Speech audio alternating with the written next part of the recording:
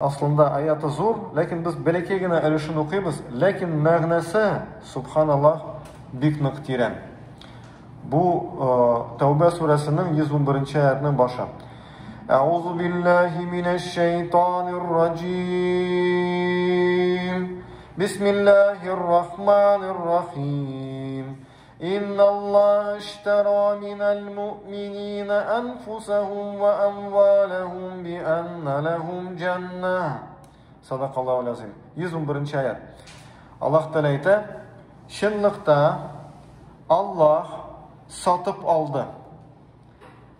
Müslümanlardan alarının canların, alarının malların cennet beraberine.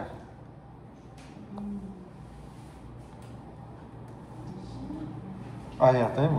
Tam bir tapkar. Şınlıkta Allah satıp aldı müminlerden alarının canların, alarının malların cennet beraberine.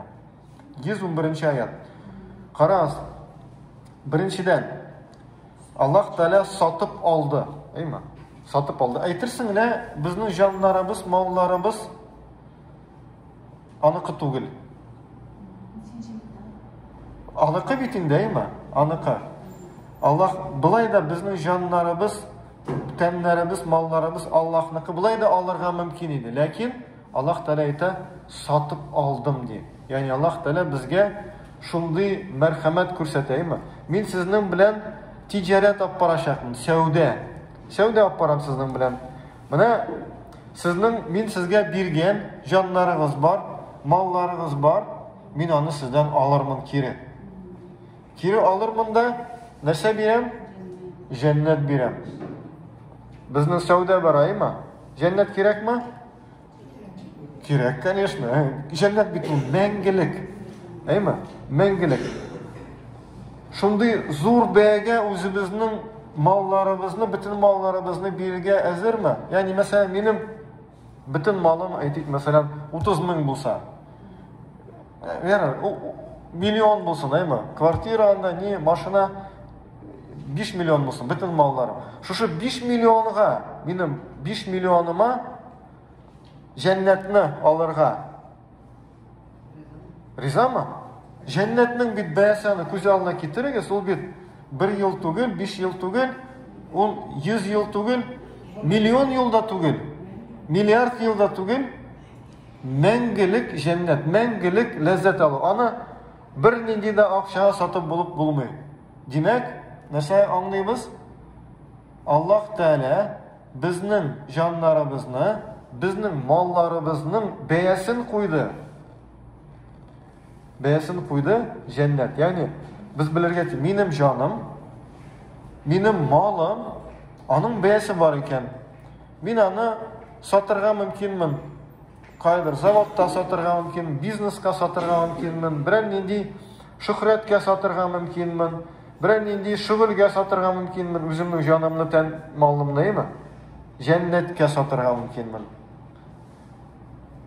Biroq o'zingizning jonlaringizni vaqtiyak belekey bayaga sota ko'rmagiz. Belekey bayaga sota ko'rmagiz. Bizning jonlarimizning bayasi jannat. Bu bir. İki, nasıl etken? İnna Allah iştaru minel mu'minina anfusahum ve amvalahum bi'anna lahum cennet. Hazır Allah Teala bizga ayta, bunda dogovor tuzi bizning bilan, aymi? Dogovor. Dogovorning bir yog'i endi peshaytlangan. Peshat qo'yilgan unda. Allah Teala suqdi, bo'ldi. Bunda bir ningidan yo'q. Peshat so'g'ilgan, Allah Teala peshat suqdi. İmza tura. Men sotib olam diye. İkinci yak, biz imza atarga tiyishmiz, mi? Biz hali imza atmadik. Dogovor var. Allah Teala tege oferta deb aytadilar, bitaymi? Открытая oferta, mi? Ot tilisiz ekan, bu yoqdan imza qo'yasizda, bo'ldi, sizning jonlaringizni, tanlaringizni olam, sizga jannat bo'la. Aha, anishik ola. Ya'ni biz imza atdikda o'ldikdami? O'lamizmi? Yo'q, o'lmaymiz, mi? Biz imza atuv bilan Allah Teala bizga kiri beradi. Ya ikinci mertebe bir aşağı. İkinci mertebe bir aşağı. Birinci tapkır birde bitindi. Хәзер без имза аткан вакытта шушы килешүгә имза атабыз, Аллаһ Тәала безгә яңадан кире безнең малларыбызны бирә, яңадан безнең җаннарыбызны бирә, тагын да яхшырак рәвештә.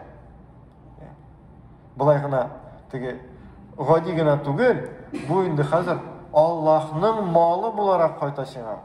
Ике мәртәбә печатләнгән Аллаһның малы булып кайта, әлбәттә бәрәкәтлерәк була ул. Аллаһ Тәала шушы безгә кире икенче мәртәбә кайткан җаннарыбызда, малларыбызда бәрәкәтне кат-кат арттырып бирә. Безнең эшебез аны дөрес иттереп кулланырга, Аллаһ юлында кулланырга, Аллаһ Тәала үзе риза булган юлларда кулланырга, иншалла, һәм моның бәясе безнең соңгы урыннарыбыз җәннәт булырга мөмкин, бездән тора. Иншалла. Аллаһ Раббыбыз барыбызга да насип әйләсен. Шушы аятта булган кешеләрнең арасында, мөэминнәр арасында, имза аткан кешеләр арасында булырга насип әйләсен безгә, бөтенебезгә. Раббана атина фид дуния хасанатан ва фил ахирати хасанатан ва кина азабаннар. Раббыз Аллаһ, синең ризалыгыңны өмет итәбез, Раббыз Аллаһ. Синең шушы безгә вәгъдә иткән җәннәтләрне өмет итәбез. Үзебезнең җаннарыбызны, үзебезнең тәннәребезне, үзебезнең малларыбызны, Раббыз Аллаһ, сиңа бирергә разыйбыз.